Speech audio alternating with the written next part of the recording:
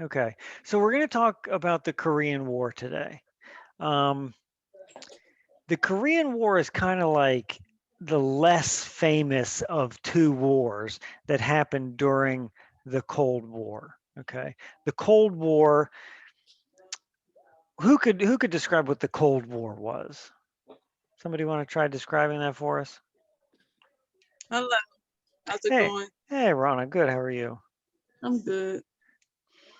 Who could tell us, or even try to get us started? What was the Cold War? Maybe related economic war.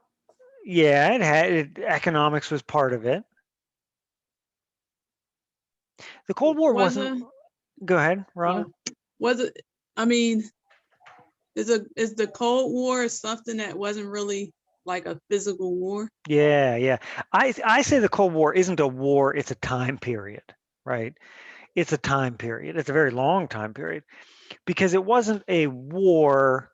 When we talk about the Civil War, it's a war. When we talk about the Cold War, there's fighting in it, but it's not a war. And the reason we call it a Cold War is because there's not battles, which we call a hot war. Actually, you see on the screen, I have as kind of as a highlighted um, vocabulary word, a hot war. A hot war involves fighting. A Cold War does not involve fighting.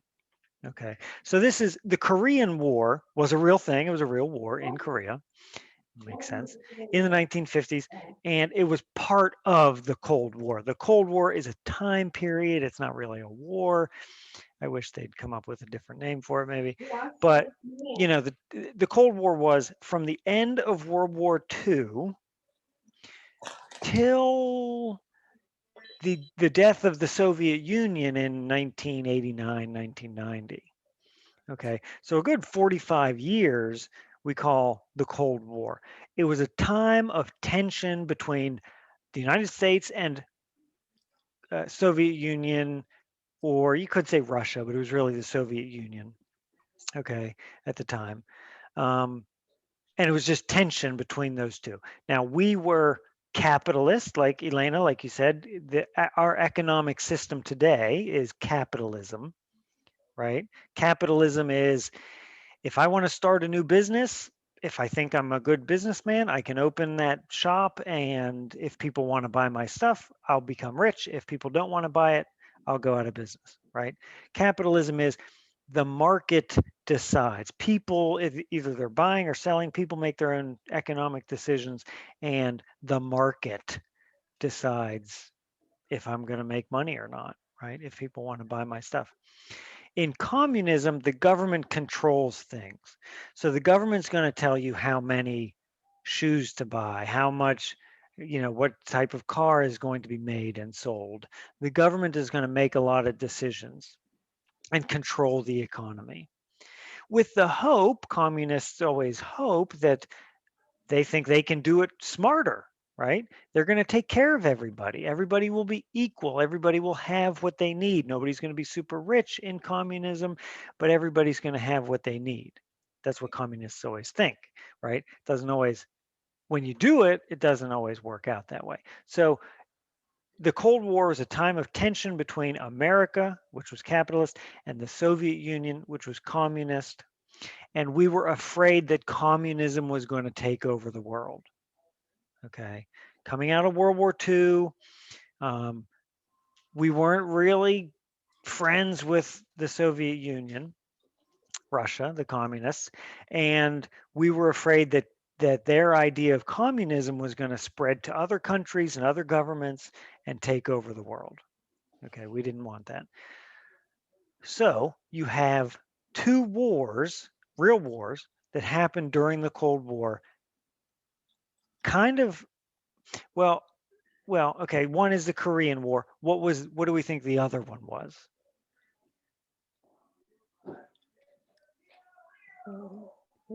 It also happens over in Asia. It involves American fighting in the 60s and 70s. Hmm.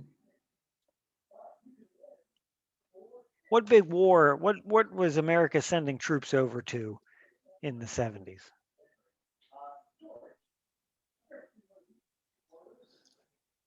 To Japan? No, not Japan. It's over in No? that area. Oh, China? Well, no, not China. No, Oh, okay. the Korean War is in the Mm. 50s, and then after that is the Vietnam War. Okay, everybody knows. Oh, okay. Everybody's heard about the Vietnam War. Okay, Oh, the Korean War is like the less well-known war. It's like the little brother of the Vietnam War. Everybody knows about the Vietnam War. It was very long. It was very messy. It was also between the Americans were supporting one side and Russia was supporting the other side. okay. The Korean War is like a little bit less well known. It's in the 50s, it's earlier, Mhm. and it is a fight between capitalism and communism. Okay. Um, but indirectly, okay. Mm. Also, along with the Soviet Union, you have China as communists back then. Okay. Uh-huh. Um, so Russia or the Soviet Union and China versus America and all of our allies. These two things are called proxy wars. Proxy, proxy wars. A proxy is like a stand-in, a replacement for somebody else. So we weren't fighting the Soviet Union. We were supporting people and the Soviet Union was supporting people and they were fighting each other. So we call them historians call them proxy wars. Okay, like replacements. That our two representatives were fighting each other. We weren't actually directly fighting the Soviet Union. Okay, so let's jump into the Korean War. It is less well known. It's not as long. It's a little bit messy, but not nearly as messy as the Vietnam War was, which lasted several years. But it was a war during part of the Cold War. Okay, let's jump in. So was the Korean War, was that a real war? It Or was a was real war. It was a Oh, war. It was a war. Okay. Yeah. Korea is on the Korean Peninsula. It gives us today, there are the two countries of North Korea, South Korea. Those are from the Korean War. Okay, so that's what we're going to find out today. Today, we have the two countries, North Korea, who is still communist, is a very closed country. The citizens of North Korea are not well taken care of by the government.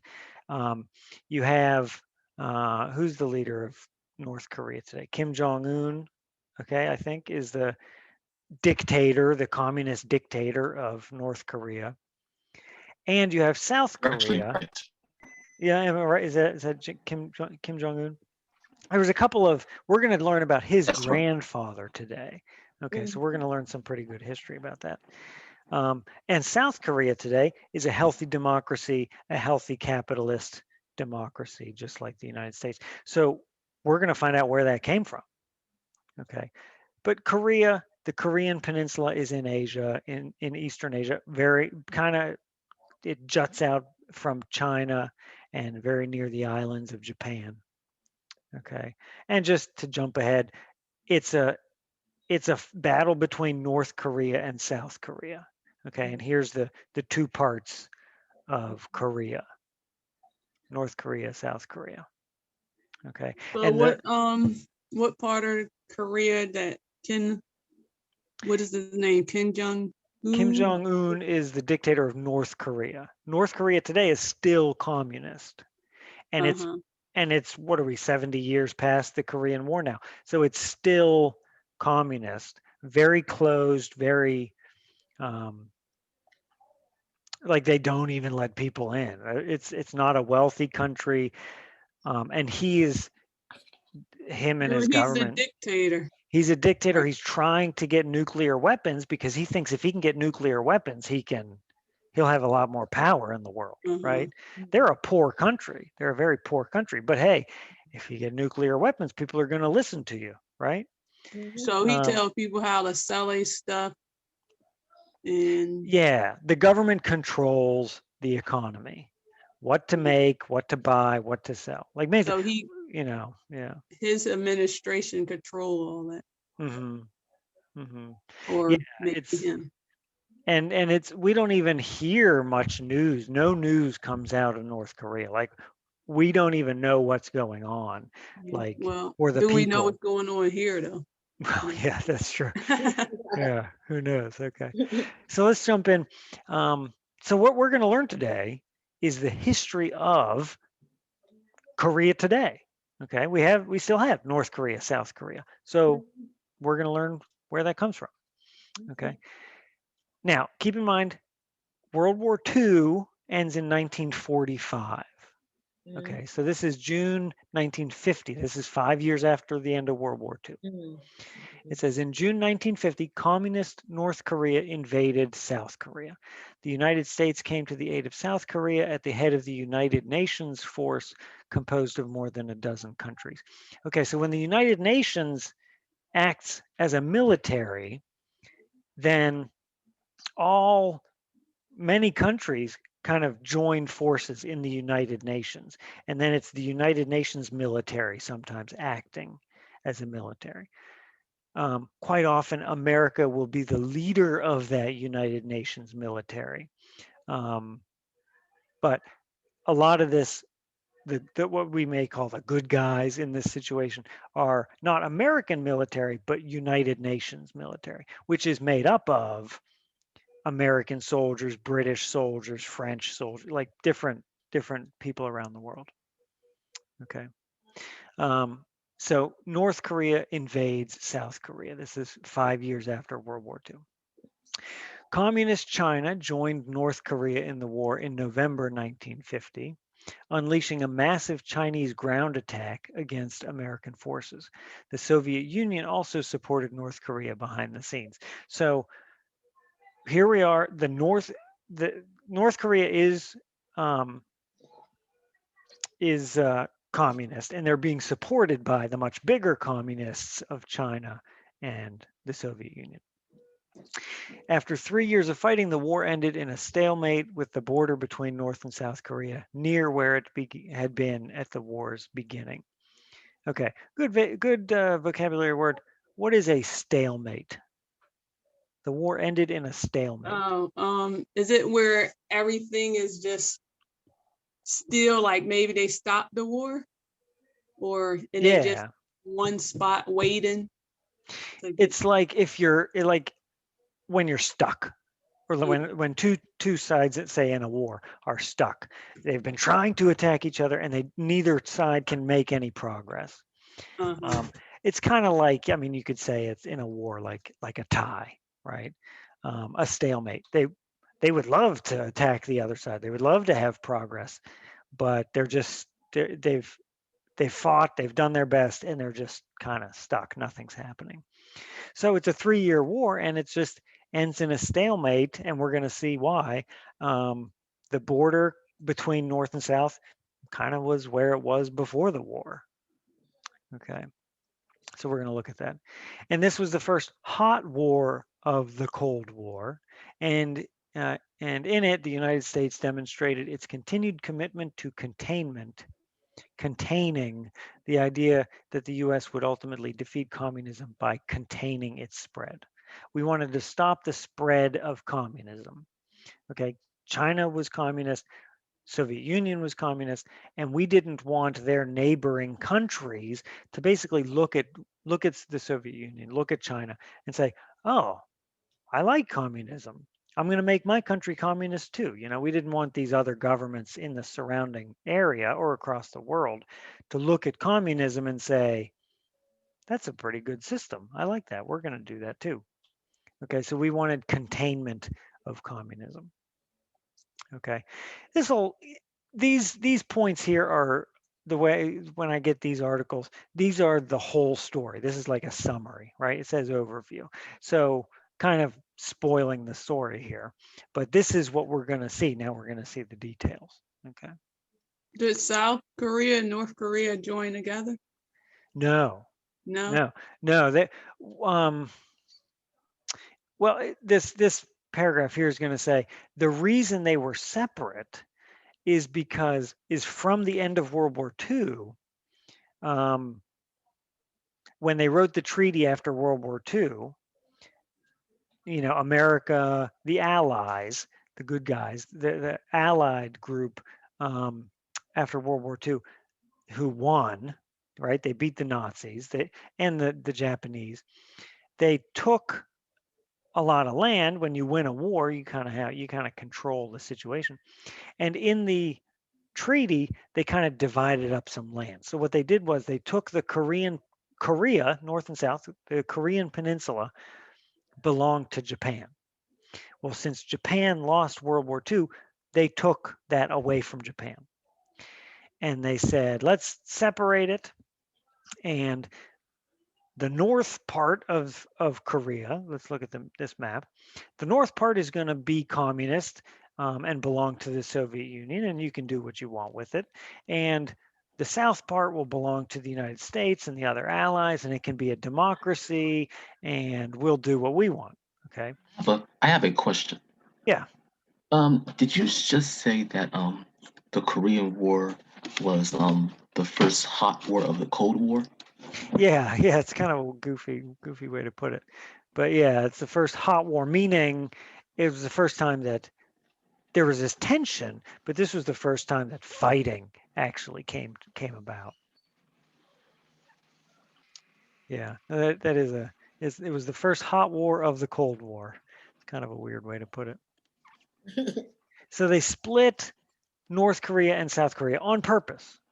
And they said, okay, Soviet Union, you control and influence the North Korea. You can be communist, okay, whatever. And we, America and the other allies, will control South Korea. Well, that's great until North Korea invades South Korea. Okay, if you're not going to be a good neighbor, then we're going to have some problems. Okay. Rona, could you read paragraph 1 for us? Yeah.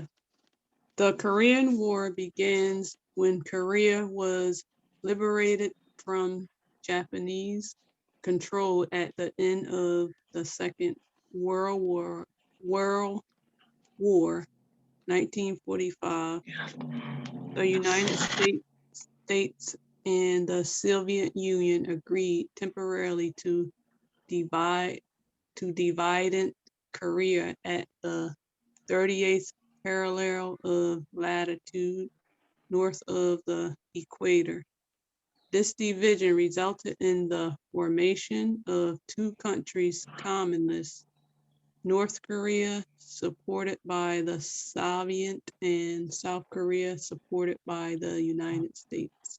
Okay, so it comes from, thank you, it comes from the end of World War II. They divided, this is the 38th parallel line, right? Just a line on the globe. And they said, okay, above that is North Korea and below that is South Korea. And they did that on purpose. Quite often after a war, the winning side takes the land from the losing side and divides it up or does what they want.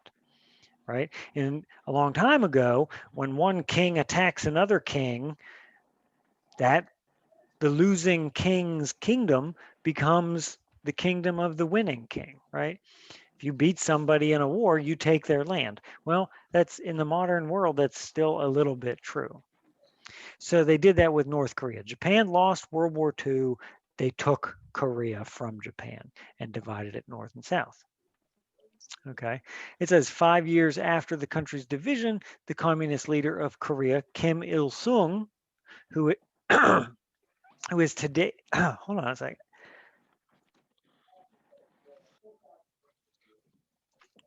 Oh, sorry. Yeah. So today's leader of Korea, Kim Jong-un, is this guy's grandson. Okay. So Kim Il-sung decided to attempt to reunify Korea under his control. He was going to take over South Korea. So on June 25th, 1950, Kim launched a surprise invasion of South Korea. Okay.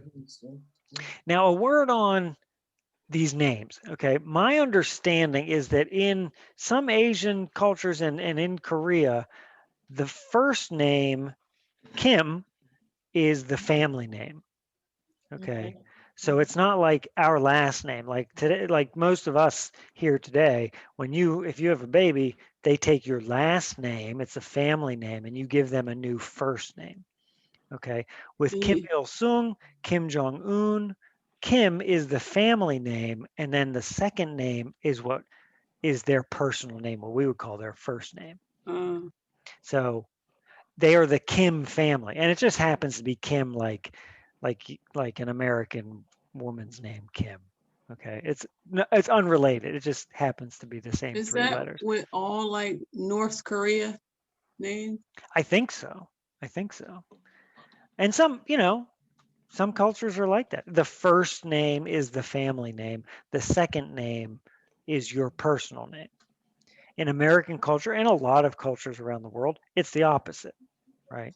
So if you were to refer to this family, they are the Kim family, and then Il Sung is this guy's his personal name. It's kind of confusing because I want to say first name and last name, but it's actually the opposite. Okay, so Kim Il Sung in the 50s was the communist leader of North Korea. He wanted to reunify and make all of Korea communist. And so in 1950, he launched a surprise invasion of South Korea. Ruby, could you read paragraph 3? Okay.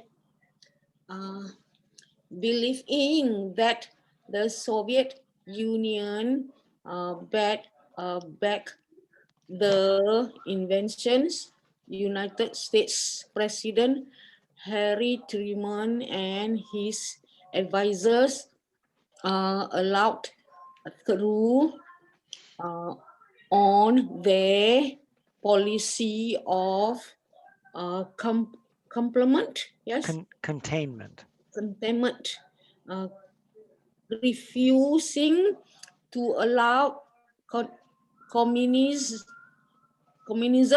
Mhm. to separate way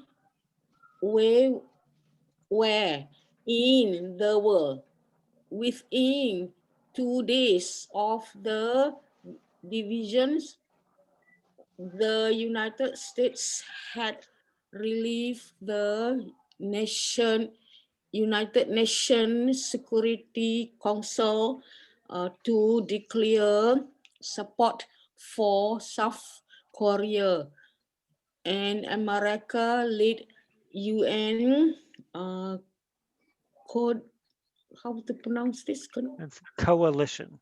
Coalition the beyond, yes, Deployed. deployed to South Korea. Okay. Thank you. Yeah, thank you. So President Harry Truman, Mhm. they thought, okay, so North Korea has invaded South Korea. They think that the Soviet Union is behind it, supporting North Korea. Right. Well, we don't like the Soviet Union. We don't like communism, and so we certainly don't want North Korea to take over South Korea and make it communist. So President Truman goes to the United Nations, Mhm. specifically the United Nations Security Council, the people in charge of Mhm. the United Nations military, and they declare support for South Korea. Mm. It says an American-led UN coalition, right? A coalition is a group of people working together. Oh, okay. Or a group of soldiers, right? Mhm. A bunch of different militaries all cooperating. Mhm. And it says they deployed to South Korea. What does it mean to deploy? If you deploy the military, what does that mean? Before. Hmm. Do you leave? Well, to send, right? To Oh, send the you send. military someplace. Mhm. Oh, stand. Like, or if you know somebody in the military, they're home, and then sometimes if they are sent off somewhere, they are deployed. They can be deployed to Afghanistan or something. Just means sent. But kind of like we use it when we talk about the military. So the president within 2 days gets the United Nations Mhm. involved. Mm. All right. Jendai, could you read paragraph 4? By August, of North Korea of North Korean forces has by August North Korean forces has swept across almost all of South Korea. American forces held only a small defensive perimeter, in the country's southeast near Busan. In September, however, under the command of General Douglas MacArthur, the United States launched a bold counteroffensive that included a daring amphibious landing in territory held by North Korean forces at Incheon on South Korea's western coast. Soon, United States forces drove the North Koreans back to the border at the 38th parallel. Okay, thank you. Thank you very much. Yeah, and I'm not super concerned with all these specifics, right? We do have General Douglas MacArthur, a famous general at this Mhm. time. They were, I've seen another map, kind of North Korea was pretty successful in invading South Korea and pushed the South Koreans and the UN military back to kind of just this bottom southeast corner of South Korea. Kind of a dangerous situation to be in. But then they have a daring counteroffensive, an amphibious landing. What is an amphibious landing?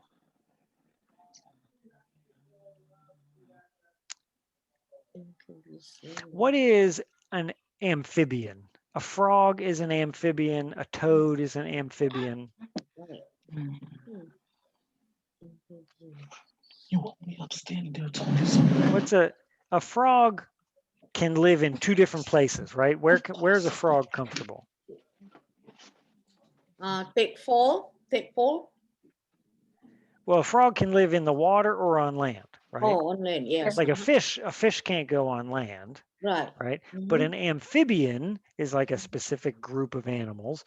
Okay. Frogs are amphibious. They can go on land, they can go in water. So they did what in the military they call an amphibious landing, which Okay. generally means they used boats. They did water and land.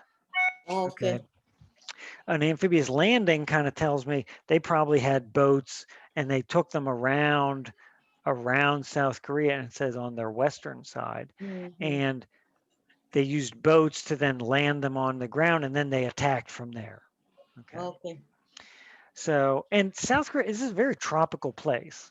Okay, in southeast in this part of Asia, it's very Mhm. tropical, and so there's a lot of water anyway. But an amphibious landing tells me like they're using boats and they pull up and then you attack from the land. Okay. Again, I'm not super concerned. I've never been super concerned with battles and this kind of stuff, but we want to see the bigger picture. So the North Koreans were pretty good pushing back the South Koreans, but then they have this daring act, this daring counteroffensive. Okay. It says beyond the 38th parallel. Now, so it says soon the U.S. forces drove the North Koreans back to the border. So the South Koreans and UN and America push the North Koreans back. So they push back. It says beyond the 38th parallel. The Truman administration then made the decision to proceed across the 38th parallel into North Korea. But in late November 1950, as American forces neared the Chinese border, they're pretty well up there. They're doing pretty great back up here at the Chinese border. Leaders in communist China, fearful that the United States might invade China, sent tens of thousands of Chinese soldiers streaming into North Korea and drove the American and U.S. forces southward back across the 38th parallel. Okay, so if we could see this map sort of move, first the North Koreans fight and push the South Koreans way, and the Americans and the UN way down south. And then the Americans and UN and South Korea pushes back and pushes the North Koreans way back up north, all the way to almost the Chinese border. And then China says, wait a second, this is getting a little bit close to China. We don't want that. So they get involved more and then push the Americans and South Koreans back down to this middle line. around the 38th parallel. Okay, so it's kind of like yo-yoing back and forth over a couple of years here. Actually, it's pretty quick. This is just November. This is June to November 1950. This is 6 months.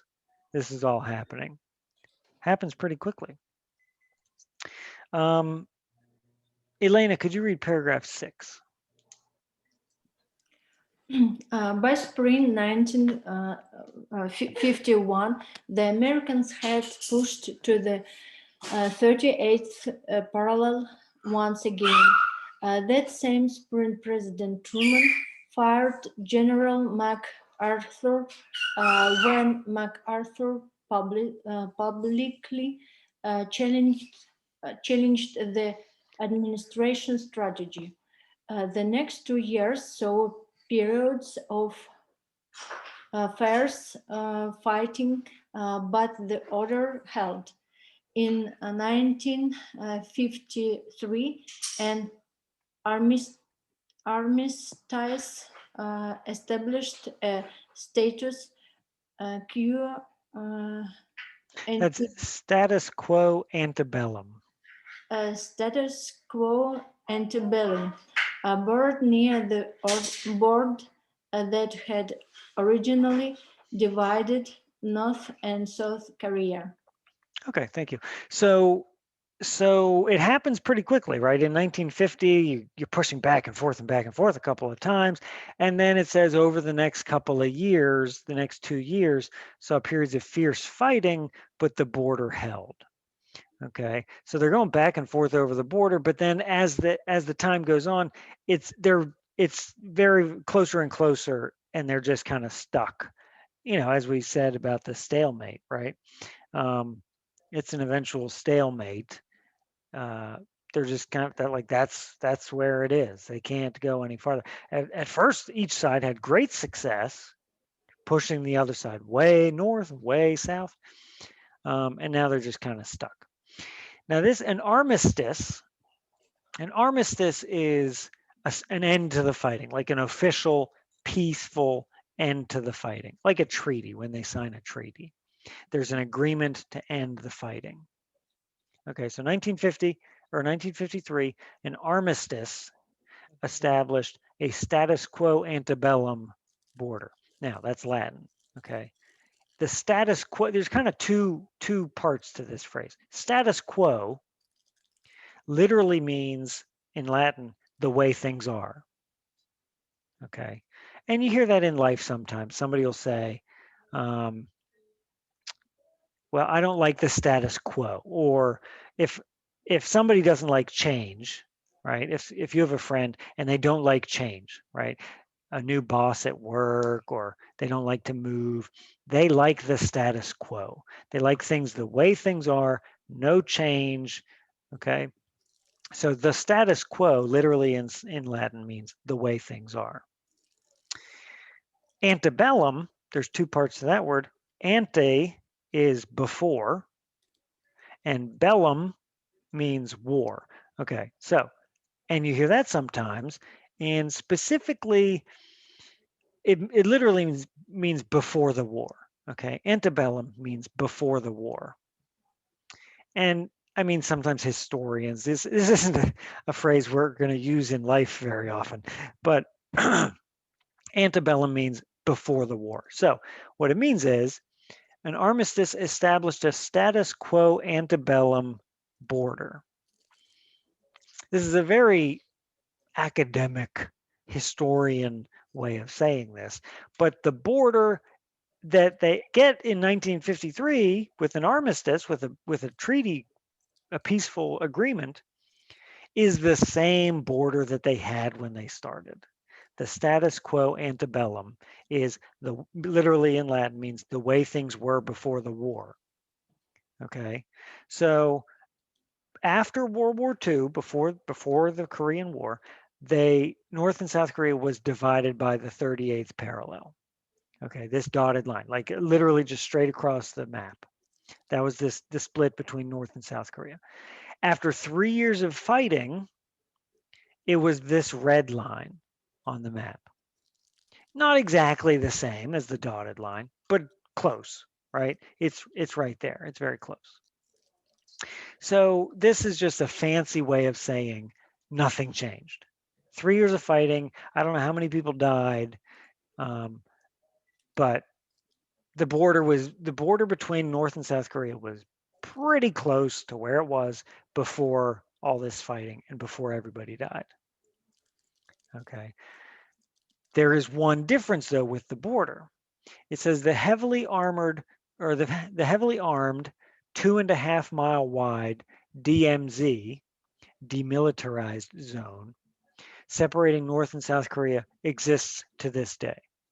About 36,500 American soldiers died in the war, as well as hundreds of thousands of soldiers and civilians from North Korea, South Korea, and coalition forces.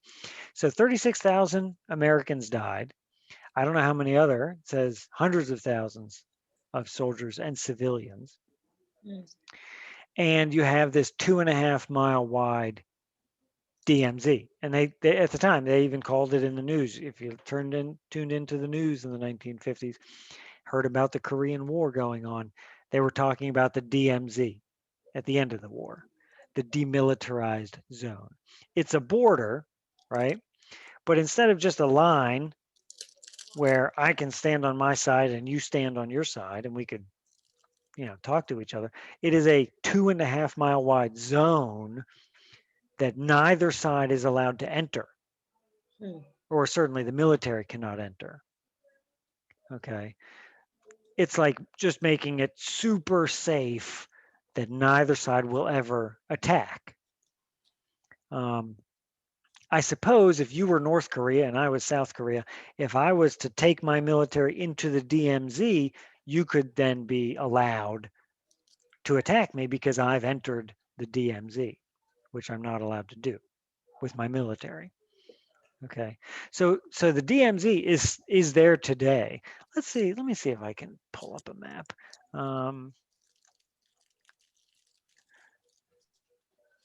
Let's see. Let's see what we got here. I googled DMZ Korea. Let's see what we say. Okay. What you have is it's this long, and the DMZ is enforced by the United Nations, I think. And the color of the United Nations is blue. So that's why when you see blue, sometimes it represents the United Nations. Okay, so this is kind of the DMZ. It's just open land. Okay. And sometimes news happens. This headline is Two Koreas Connect Road Across DMZ. Okay.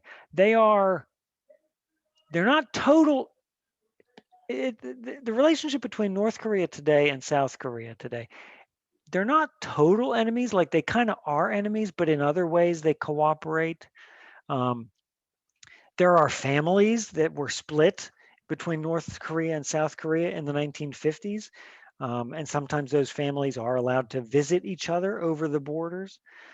Famously, President Trump visited. I don't know what news I clicked on.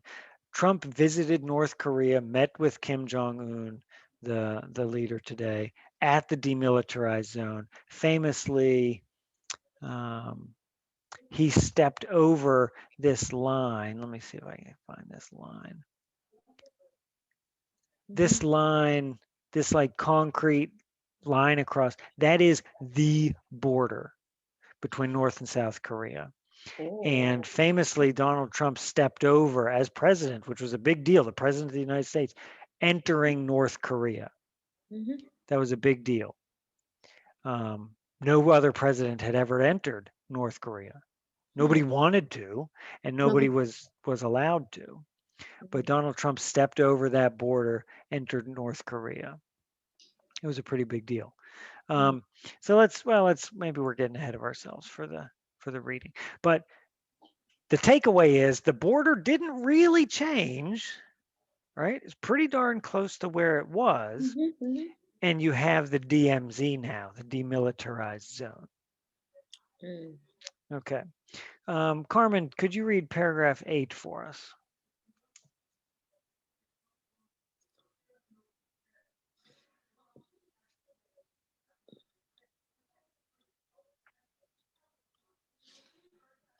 I'll read that. Well, Carmen, are you? Yeah, I'll are you read there? that. I'll read that. All right, Jendai, go ahead. In in Korea, the United States demonstrated its continuing commitment to key elements of its Cold War strategy. It it demonstrated its global leadership by committing its resources and soldiers in the fight against the spread of communism. The United States also confirmed its commitment to a foreign policy based on the collective security by mobilizing other countries to support its position both politically and militarily. And in Korea, the United States demonstrated the ideals expressed in the Truman Doctrines, which promised support for the free peoples of the world who wished to keep communist aggression at bay. Although the war ended where it began, the United States and its allies did succeed in preventing communism from overtaking South Korea. Okay, very good. So thank you. So you could say, well, the border didn't change, right? So the Korean War was pointless. But at the time, and most people, some people would say today, it wasn't pointless because if America had done nothing, if South Korea had done nothing, if the UN didn't get involved, then communist North Korea would have taken over, which would be bad. So it looks like nothing was accomplished, but something was accomplished. We prevented the spread of communism, right? They did their policy of containment. They didn't, their goal was not to eliminate communism from the earth. Their goal was to contain the spread of communism. So they were okay with it, a communist North Korea, that's okay. Just don't try to spread your communism to other countries. And that's what North Korea was doing when they attacked in the beginning in 1950, right? So you could look at this map and you could say, well, the border barely changed. What's the point of that war? Well, the point of the war is it stopped the spread, the aggressive attack from North Korea. Okay. So, the discussion questions here says, was the United States wise to fight in Korea? If Truman hadn't contained communism in Korea, what might the consequences have been? Well, if America had done nothing, what do you think probably maybe could have happened? What was like? Communism might have took over. Yeah, North Korea probably South would have Korea. taken over South Korea, and then maybe more from there. Right. Control everywhere. And it's interesting, and it's easy for people to say, well, that was stupid, and it's easy for us to look back and judge other people's decisions, but and the Cold War is a crazy time, Yes. We've talked not too long ago about Joe McCarthy, the senator in the 1950s, around this time, who was accusing in the United States Senate back in the United States, accusing all kinds of people of being communist, right? Other senators. He focused on Hollywood. He thought everybody in Hollywood movie making was a communist, and he was like ruining people's jobs, ruining people's lives by accusing them of being communist.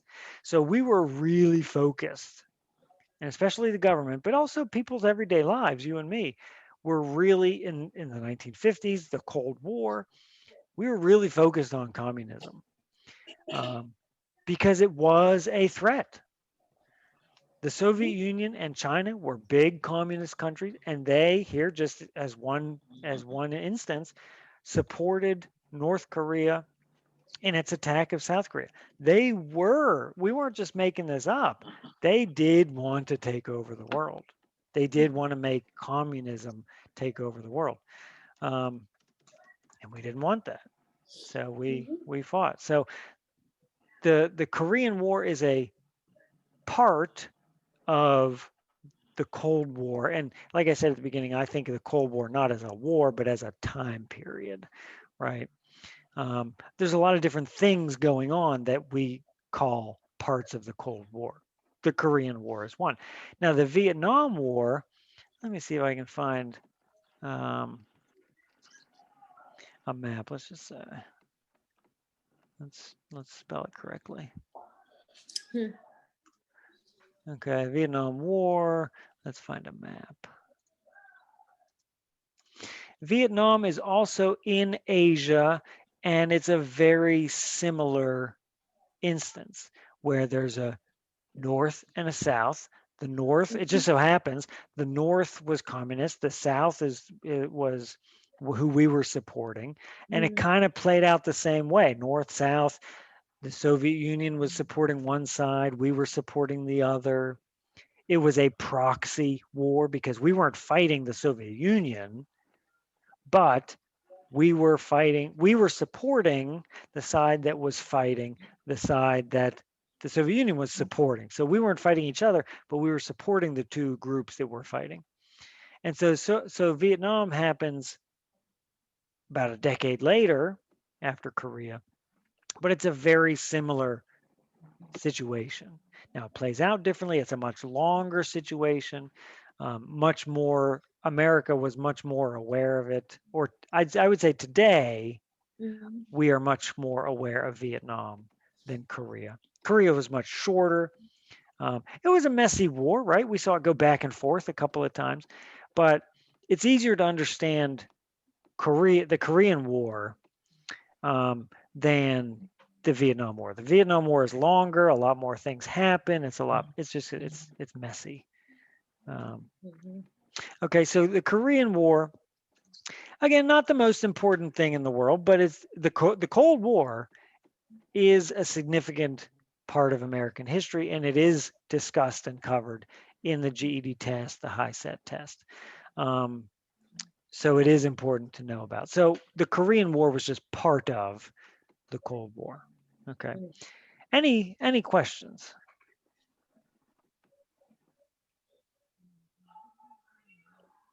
No, it's good. You did good job. Good. Okay. Oh, and I included this famous picture. Now I don't know the story behind this picture, but it is from the Korean War. To me, it represents, this is a young girl, teenage, if not younger, little toddler boy. Yeah. It represents the civilians that were endangered and killed Yeah. in the fighting, right? Right. This isn't off on some battlefield somewhere. This is happening where people live, right? Yeah. The bombing and the airplanes and the tanks and the soldiers, this is happening in villages, in towns, in cities where people are living. And so this is a famous picture. Again, I don't know the story behind it, but there were civilians, hundreds of thousands of civilians that died in the Korean this War. picture here remind me my ESL when I was with Keystone. Okay. She told us when the Korean War, she was carry her brother and her sibling whole hand, try to move somewhere safe, things like that. And remind me her, she told us the story when it was happened. Oh. I think that it is known who this girl and little boy are. I bet you there's probably cool YouTube videos about it, a little bit of history. Right. Yeah. So, okay. Any questions? No, it's great. No. Thank you very much. Yeah. Okay. All right, super. Well, I will send this out after lunch. I'll share this reading. I always encourage you, just this weekend, sit down, take 10 minutes, read it over. That puts it in your brain even better.